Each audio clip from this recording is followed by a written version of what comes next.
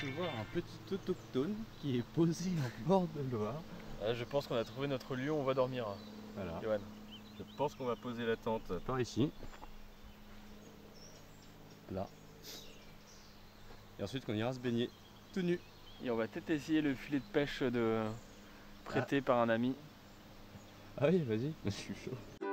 Jimmy, won't please come home. The grass is green and the buffaloes roam. Come see Jimmy, run, come Jimmy. T'as besoin d'aide?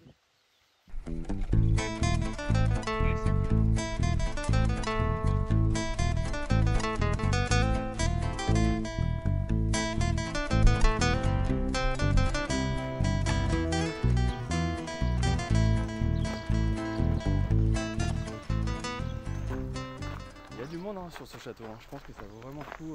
Ouais. Là on a fait encore que les extérieurs qui sont assez incroyables. Et on voit du monde à l'apéritif.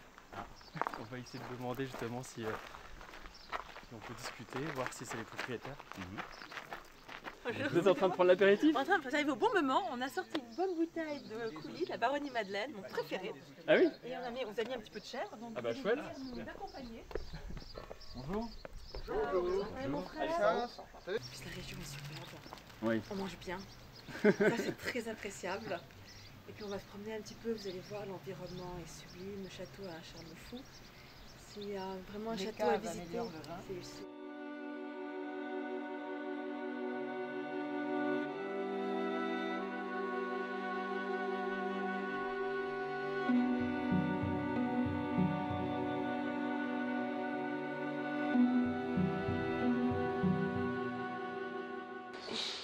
Ici, vous voyez la salle à manger, donc c'est notre salle à manger privée.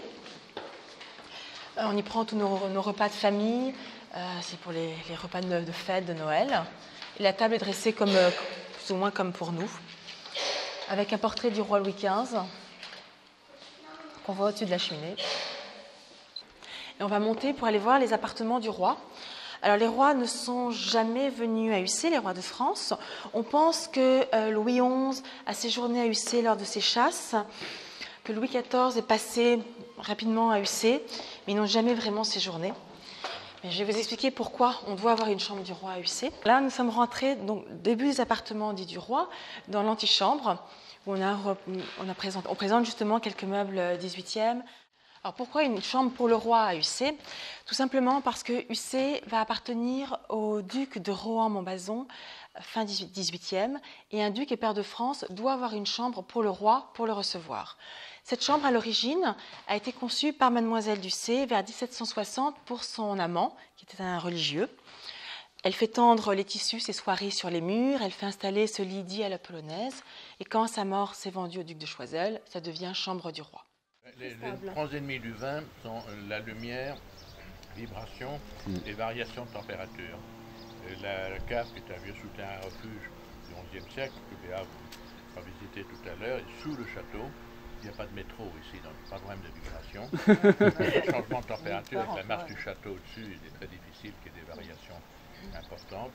Et nous avons une hygrométrie qui est assez convenable et pas de lumière, bien évidemment. Justement, ils nous ont parlé hier, Bertrand, qu'il y avait des liaisons avec votre famille. Ah oui, complètement. Ah bah oui, c'est bons amis. J'ai quelques bouteilles de 1943, ma date de naissance, offerte par Pierre. Ah oui? Oui, oui. Mais on pourrait amener Alexandre et Johan dans la cave pour Oui, voir les bien bouteilles, sûr, ça pourrait être sympa. Oui, oui. Ah oui, Pour ça- le plaisir, puisque vous revenez de chez Pierre et Bertrand Coulis, voilà une bouteille qui vient de chez eux, le Clos du Parc en 1943, l'année de naissance de papa. Papa l'a bien précieusement cacheté, donc ça prouve à quel point c'est précieux pour nous.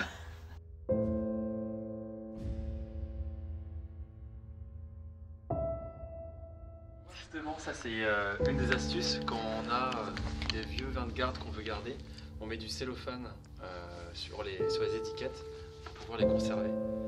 Avec film plastique. Ah, Ouais. c'est bien, Parce que un sinon, bon ça usage décolle. du plastique alors. Oui, tout à fait. Ouais. Ça arrive.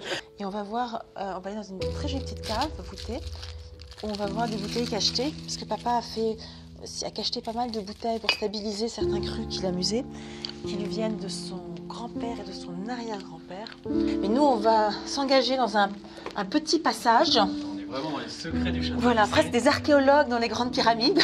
Chouette, j'adore. Voilà. Pas être claustrophobe. Alors ça, C'est un moment unique que nous sommes en train de partager oups, avec David. exactement, surtout que ça, c'est la cave privée de papa, on va dire. Ça, on n'a pas le droit d'y aller. Enfin, pas le droit d'y aller. On a le droit d'y aller, mais on n'a pas le droit de prendre les bouteilles. D'accord. Ça, c'est le seul interdit. Et donc là, on voit effectivement les bouteilles que papa a fait cacheter. Et là, c'est là où il se fait plaisir. C'est magique là, c'est magique. Est-ce que tu sais quelle est la plus vieille bouteille que vous avez en cave? Alors, c'est une bonne question. Moi, ce que je sais, c'est que papa m'a sorti du 1876 du château Léoville pour mes fiançailles. Et c'était la même bouteille, donc c'était un Magnum, c'est la même bouteille qui avait été sortie pour les fiançailles de ma grand-mère en 1942. Ça doit être super émotion. Enfin, l'émotion est là.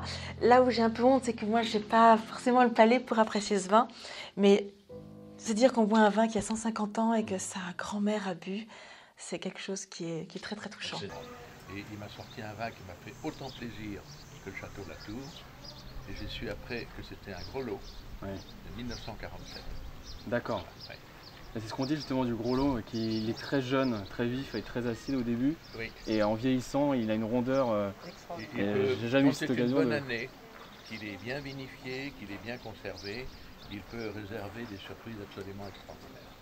Et puis les années après la guerre, il y avait de mauvaises habitudes. Il y avait un cépage, c'était un hybride du 54-55. Ça vous dit rien non plus. Non. Trop jeune.